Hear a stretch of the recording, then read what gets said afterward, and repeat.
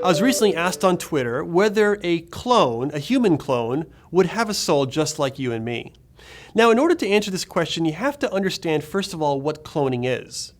And cloning is simply a form of reproduction. In other words, it's just another way to create a human being.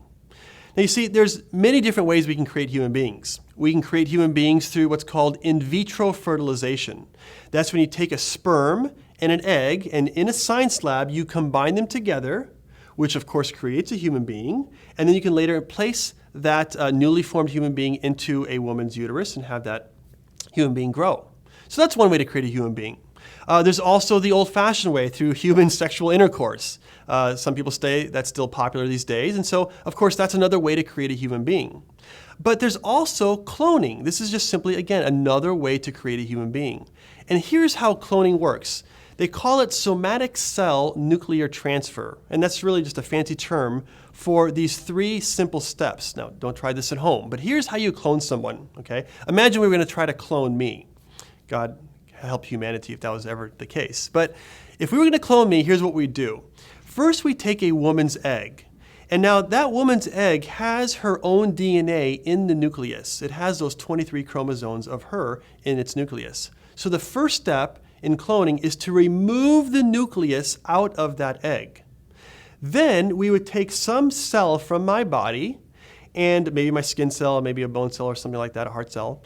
And since all of my cells contain all 46 chromosomes of my DNA, we could remove that DNA, that nucleus, from one of my cells, and then implant it in the egg that had its DNA removed, its nucleus removed. So we take my DNA material, put it inside the egg, and now we have an egg with all 46 of my chromosomes fully inside the egg. Then finally, the third step is to give it a little electrical stimulation, which starts to create this thing to become, which starts to cause it to grow and reproduce, and grow just like it would if it was a newly conceived human being from a sperm and an egg. And then, of course, theoretically, we would then place that newly developed human being into a woman's uterus.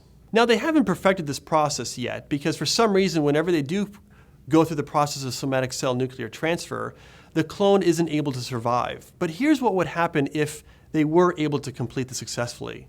And that is, if they took this DNA material from me, put it in a denucleated egg, stimulated it, and it was to survive, it would create a genetic duplicate of me. It would create a clone of me.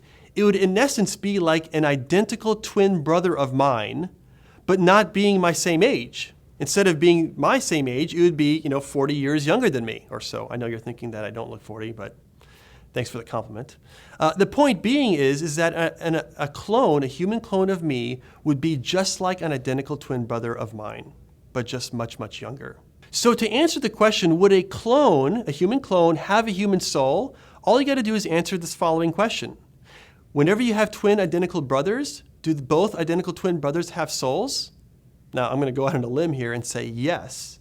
And the reason is because just because you have an identical twin, it doesn't mean they don't have a soul. The same is true with regards to human cloning. If we were to create a human clone of another person, that clone would also have a human soul in the same way an identical twin brother also has a soul. Because after all, they are just human beings, simply created in a different way.